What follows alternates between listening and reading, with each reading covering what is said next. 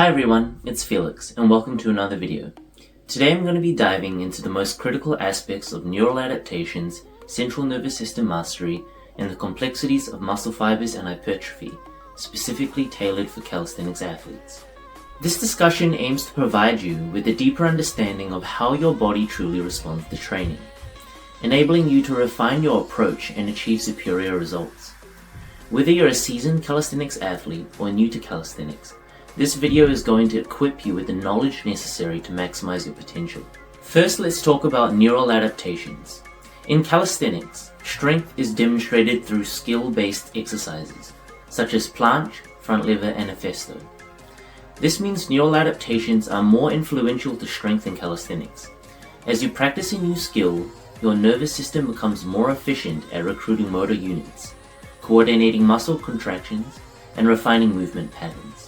For example, in the planche, if you're a beginner who has never done planche before, your nervous system will limit the amount of force you can produce as a protection mechanism by providing feedback to the brain to decrease muscle force in order to prevent injuries since you're untrained in this skill.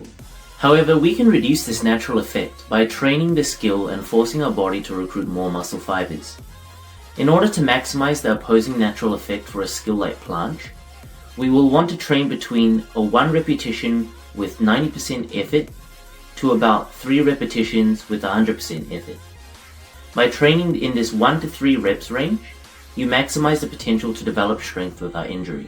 The nervous system is designed to protect us. The Golgi tendon organs, which are in the musculotendinous junctions, send these signals to decrease force. Without it, there could be tendon rupture, which will prevent you from training for a much longer time. When there has been enough muscle fiber development, this effect will naturally lessen, as your nervous system maximizes the amount of force that your body is capable of producing safely. The second element of neural adaptation is intramuscular coordination. As a beginner learning a new skill, or even as a seasoned athlete learning a new combination, the nervous system recruits motor units in a random pattern to provide the force to perform the movement. This is because the nervous system is unfamiliar with the movement or combination, so the athlete's ability to perform this skill or routine will be of a lower quality, even with sufficient muscle fibers. As the athlete continues to repeatedly train that specific skill or combination, the nervous system adapts and learns how to increase efficiency of execution by organizing the muscle fiber contractions and recruiting more motor units to specific muscle groups for the skill or combination. For example, the front lever requires retractive muscles in the scapula to contract. At the beginning of training this skill, the nervous system will do this inefficiently. However, with continuous training, the nervous system learns and adapts to this movement.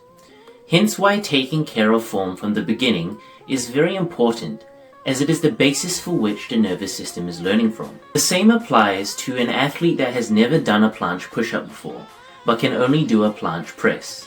Even though both exercises require contraction of protractive muscles, such as the serratus anterior, the movements are still distinct from one another, and requires the athlete's nervous system to adapt to the planche push-up movement, since the organization of motor unit recruitments would be different to that of a press. My recommendation is to always focus when performing your movements.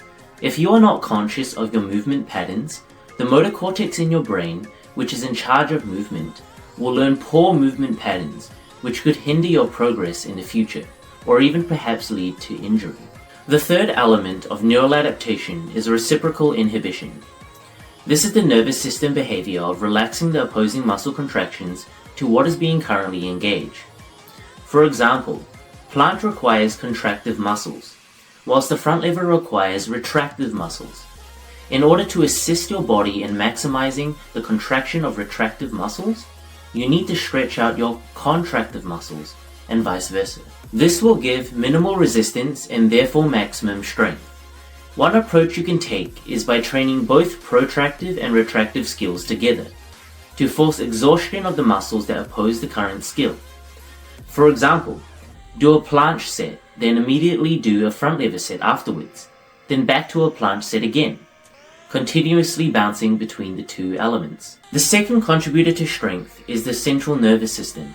The CNS is in charge of activation of motor units and control of the body parts in the air. It behaves like a muscle in the sense that it requires a certain amount of stress in order to force adaptation, and also sufficient recovery to perform at maximum capacity. In the same way, after a deload week, its capacity increases beyond what it was prior. It can also be fatigued after demanding movements. In practice, a good example would be a beginner learning the handstand hold, and a seasoned athlete learning the one-arm handstand. Both athletes' CNS are unfamiliar with the positions which their bodies are currently at in the air, and therefore struggle to find balance. At the beginning of learning these balance skills, the body may struggle with the strength of holding the position, but as strength increases, the hold times get longer, giving the CNS more time to learn and adapt and develop awareness in this position. The CNS is trained in the same way as a muscle, so motor cortex exhaustion can hinder development in the CNS for that specific movement. This means overtraining a handstand will not be beneficial to your progress. The third contributor to strength is hypertrophy. One way of reaching hypertrophy is through mechanical tension. This is when the athlete uses fast twitch muscle fibers for movements that are very fast and demanding, such as the planche or planche push-ups. The body will add muscle to the biceps and anterior deltoids to accommodate for these movements' demands. The other way to reach hypertrophy is through time under tension, whereby the exercise is not too intense that the athlete doesn't have time to create damage to the muscle, but also intense enough to cause damage to the muscle if able to be performed. For example, if you cannot hold the full planche at all, then it is not worth continuously attempting to do so. It would be more beneficial to increase your capacity with the straddle planche by performing harder variations. This damage to the muscles contributes to satellite cell donation, which fuse with damaged muscles to help them repair. After fusion, the satellite cell nucleus remains in the muscles regardless of whether the muscles shrink or grow in size going forward.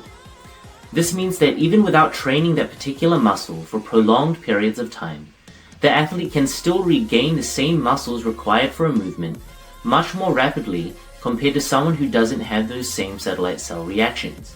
This is known as muscle memory. Hypertrophy is important because the body responds to stress by adding muscle, so this is something that athletes should aim for to develop strength. However, strength can still be attained without necessarily reaching hypertrophy. Strength, as mentioned before, is mostly neurological, so it requires consistent exposure to the movement of interest. For example, with the front lever pull-up, you may have a high-intensity training session 3 times a week, but you could potentially train multiple times a day and 7 days a week, but with varying levels of intensity. Most of the training will have to be skill work, whereby you train with low intensity but aim to mimic the goal movement. You could do this in the context of front lever pull-up by using band resistance, working from a low band assistance to high band assistance to help your body learn the movement, even when fatigued, which ultimately still contributes to strength in this movement. Most static skills contribute towards hypertrophy through mechanical tension and also forces adaptations. These static skills such as planche and front lever activate fast twitch muscle fibers as they are very demanding and require quick contractions, with a great force to sustain those contractions in those positions. Static skills, if held for too short of a time, has insufficient time under tension to force adaptations. And static skills held for too long contribute towards slow twitch muscle fibers and therefore endurance, which if that is the goal for the athlete, then that would be still the way to go. The threshold to meet in order to attain hypertrophy will increase as you develop strength and your muscles grow.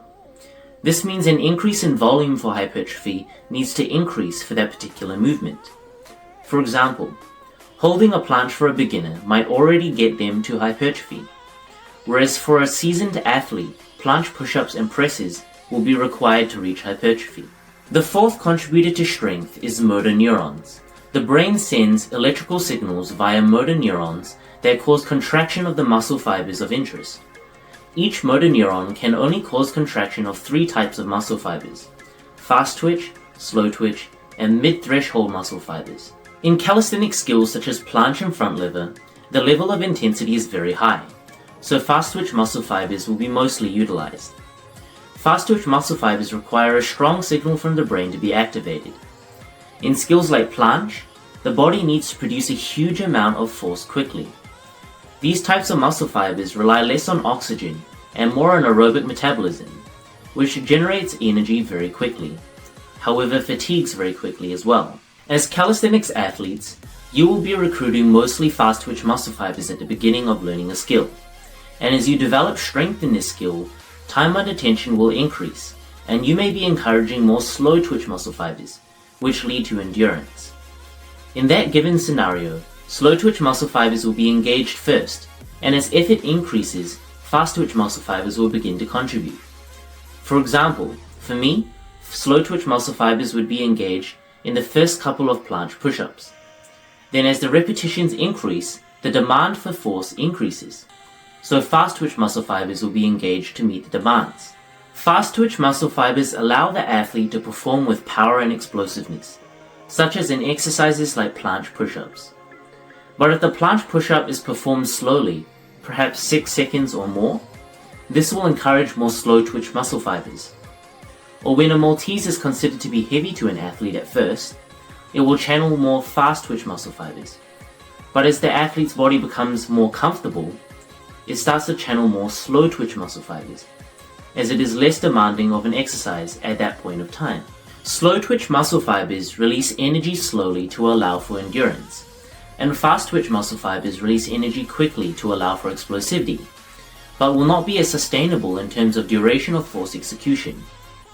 Your mid-threshold muscle fibers, which are the fibers that can adapt to either slow or fast twitch muscle fibers, will learn to behave like fast twitch muscle fibers as a result of strength training. Therefore, it is recommended to exhaust your fast twitch muscle fibers by performing movements such as planche push-ups very explosively on the concentric part of the movement to foster strength and power going forward. I want to give a shout out to EFITLESS, UltimateAU, Saiyan Squad and Gornation for the clothing, equipment and accessories provided here today in this video. EFITLESS is an NZ calisthenics brand and provides calisthenics clothing and accessories. UltimateAU is an Australian calisthenics brand and provides calisthenics equipment, clothing, accessories and hosts Australasian-wide calisthenics competitions. Saiyan Squad is an Australian calisthenics team that has competed in multiple calisthenics competitions all over Australasia. And Gornation is arguably the world's largest calisthenics equipment and clothing provider. Before we end this video, if you are interested in personal training, please fill in the Google form in my bio. I will also drop the link in the description of this video. And follow me on Instagram at Felix_NG2K03. That is where I post a lot of my calisthenics content. And if you're keen to see a tutorial for another calisthenics skill, drop a comment below and I'll see what I can put together. I love you all and thanks for watching.